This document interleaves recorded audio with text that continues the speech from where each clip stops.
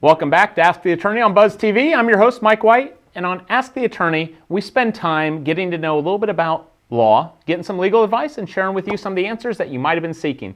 Join us today. We have Aaron Irving with Integrity Law. Aaron, welcome back to Ask the Attorney. Mike, thank you always for having me. Good morning to you. Good morning. Well, I have thought about some questions that I'm curious about, so we're not going to go with what our viewers want today. It's more, let's satisfy me. But COVID, obviously with COVID-19, it is giving a lot of distress and changes to how parents are raising their kids. How does that work right now? Any advice in terms of co-parenting from divorced parents on the legal side of things on how to manage and raise your children? Absolutely, and good question. And it's one that's come up a few times in our office, and we're surprised, knock on wood, that it hasn't actually blown up, and hopefully doesn't. With COVID being an ongoing issue, and hopefully it does not become an even bigger issue in the future, there's still going to be some unanswered questions as to how to co-parent, whether or not you are a divorced family in the middle of a divorce or going through a paternity action. And our circuit, like a lot of circuits in the state, have rolled out several court orders.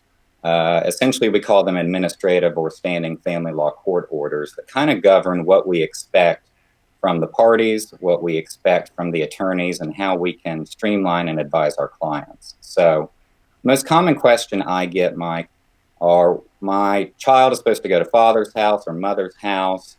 You know, there's COVID happening. They are under a new set of rules at the other parent's home, and I'm fearful that they may be susceptible or in a COVID environment, and I don't want my child going there. Well, that's not how it works. So there is a certain level, whether COVID is happening or not, of trust. No matter what the parties have done to each other, there's a certain level of trust, generally speaking, that the other party is not going to put the child in harm's way, and you have to trust that.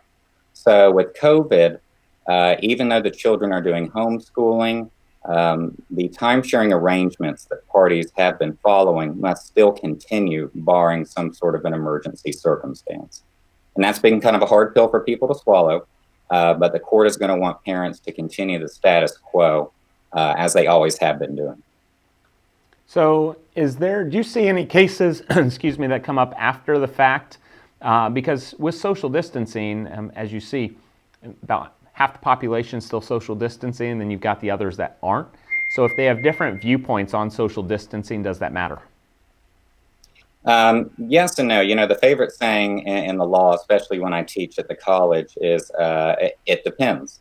Especially in family law, there's no black and white. It's usually all gray.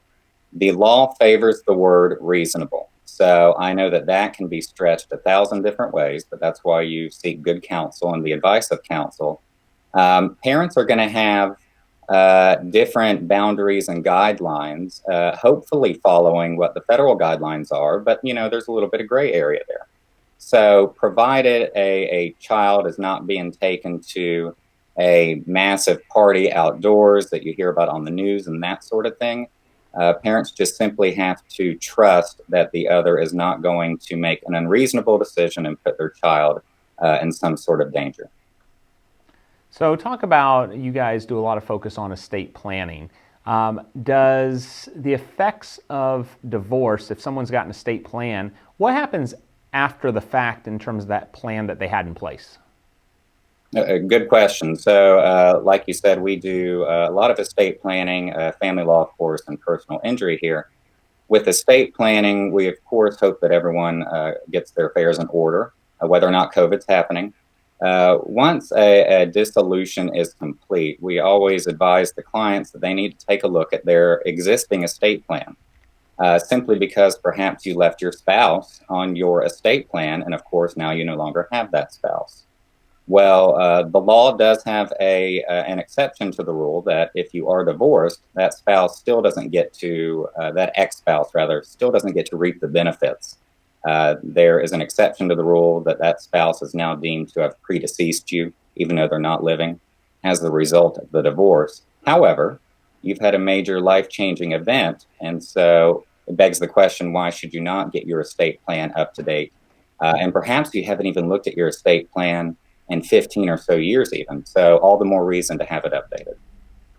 Well, I appreciate you joining me on the program today. To find out more about integrity law, visit us at iwantabuzz.com. We look forward to seeing you next time on Buzz TV.